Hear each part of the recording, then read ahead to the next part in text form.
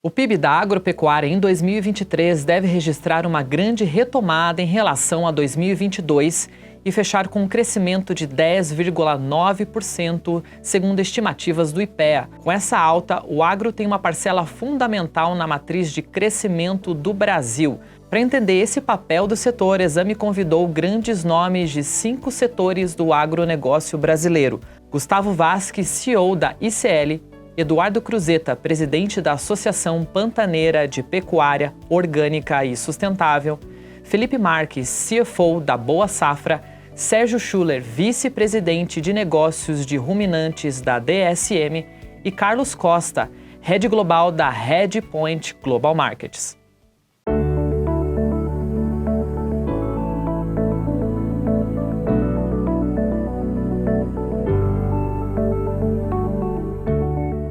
A guerra na Ucrânia evidenciou aí uma dependência muito grande de fertilizantes da Rússia, né? O agronegócio depende muito desse país que, enfim, uma série de embargos, série de problemas que agora ficou evidenciado com a guerra.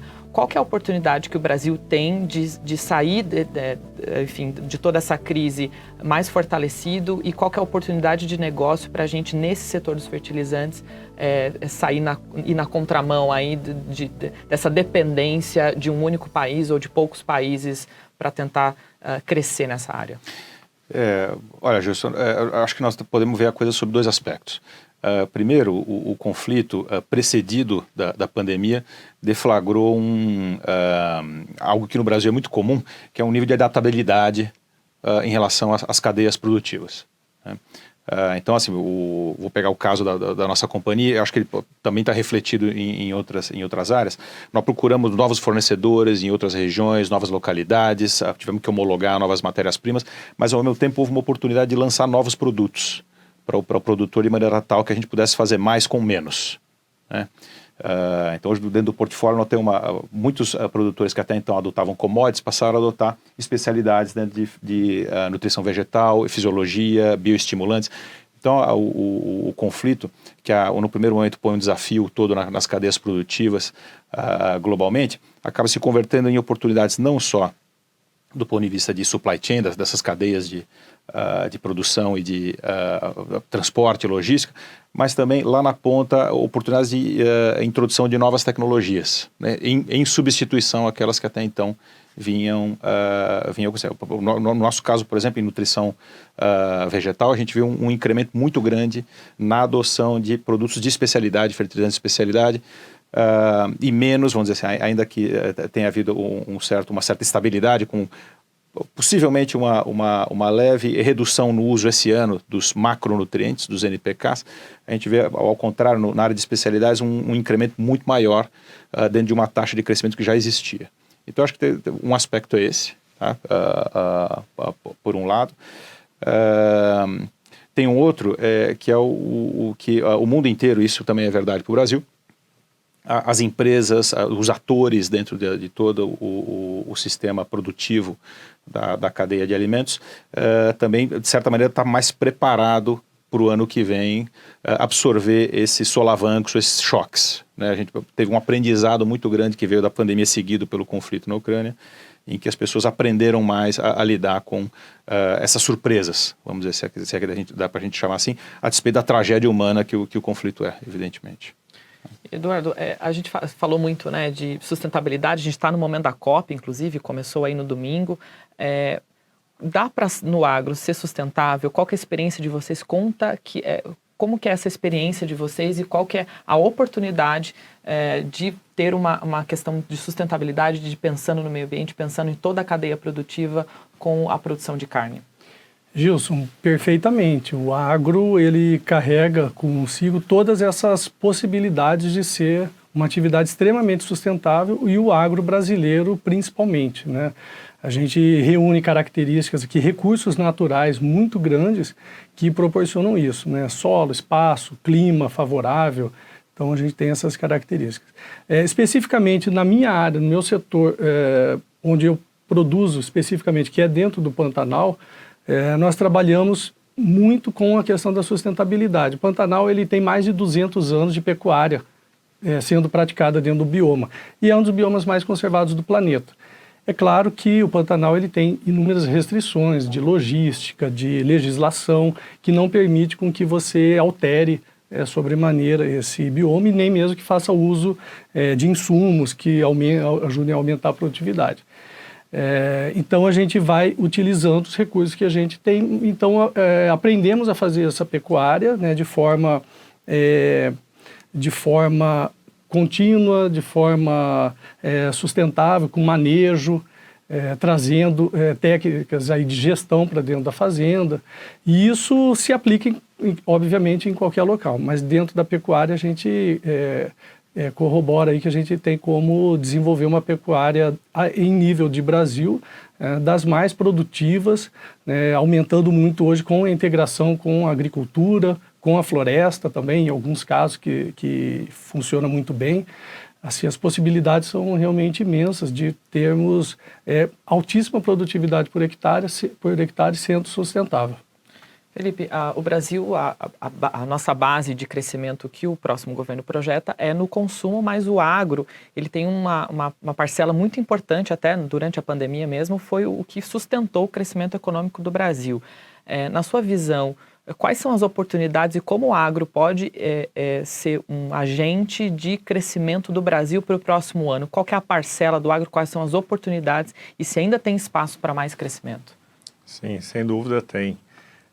Eu acho que o agro ele é um setor, comparado com outros, que ele é menos intensivo, vamos dizer, de benesses do governo, né? Eu acho que é muito mais da gente promover a independência, que realmente incentivar que os produtores e toda a cadeia continuem investindo, que a gente consegue realmente fazer grandes entregas no final do dia. Então eu vejo isso como uma excelente oportunidade que a gente tem no novo ano, da gente continuar crescendo e continuar incentivando e ser cada vez o agro, né, mais relevante ainda no PIB nacional.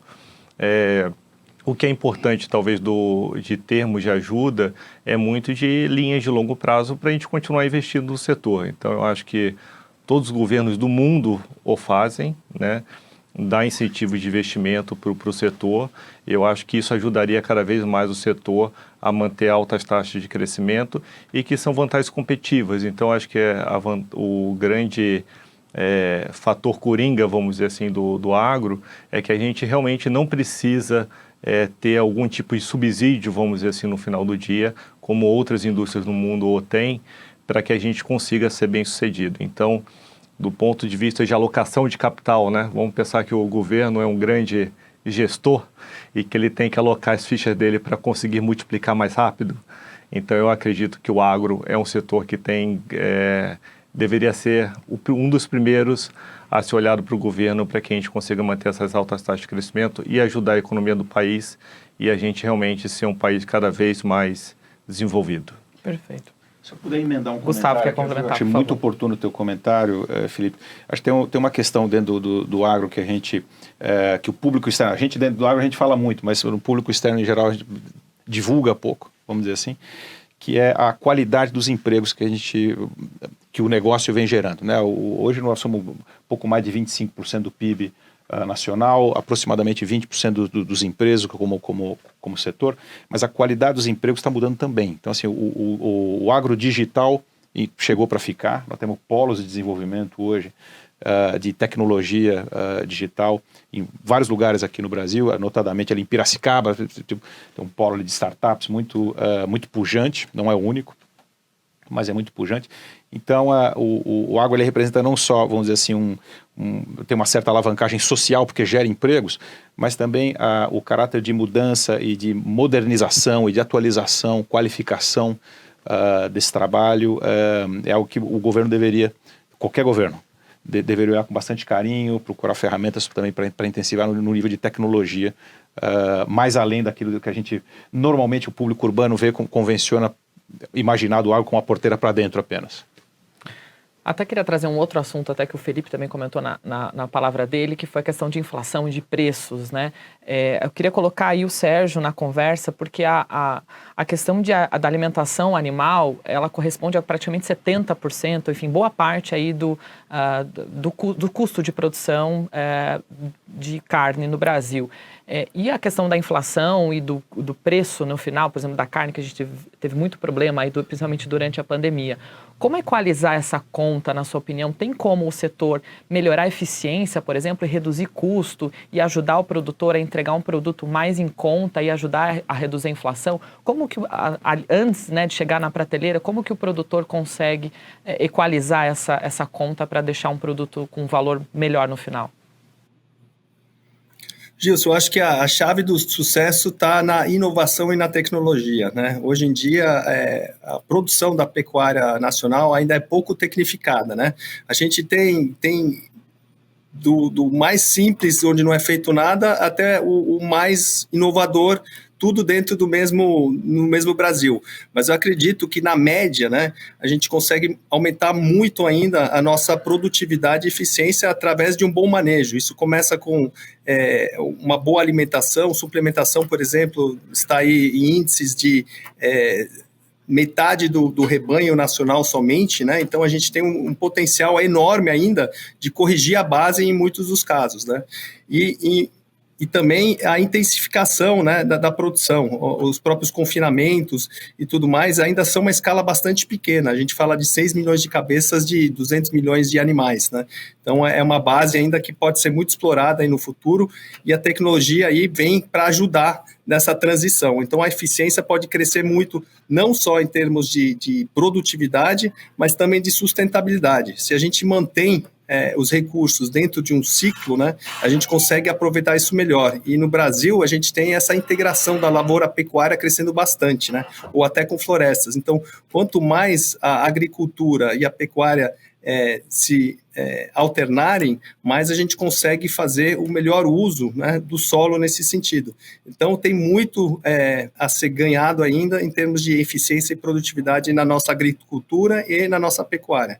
Então, essa, para mim, é a chave de sucesso nos próximos anos. Também quero colocar o Carlos aqui na conversa para a gente trazer, né? Eu mencionei a COP, a gente está nessa discussão aí, questão ambiental. Como que o mundo está olhando para o Brasil na questão agro para o ano que vem? Quais são as apostas, quais são as perspectivas que o mundo, os outros países estão olhando para o Brasil no setor do agronegócio? Olha, eu acho que o Brasil, como um dos grandes biomas aí do mundo, né, e como tendo uma das maiores florestas tropicais do mundo,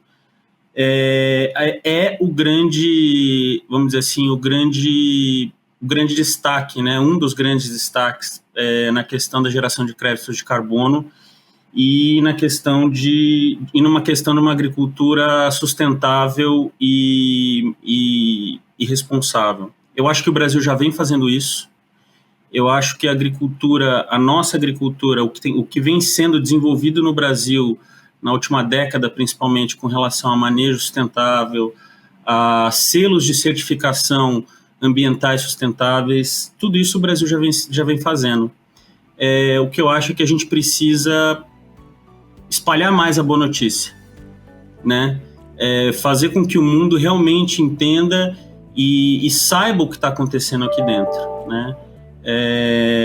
E eu acredito que essa COP27 vai dar para o Brasil essa oportunidade de realmente mostrar que a gente sabe fazer com qualidade e com muita responsabilidade.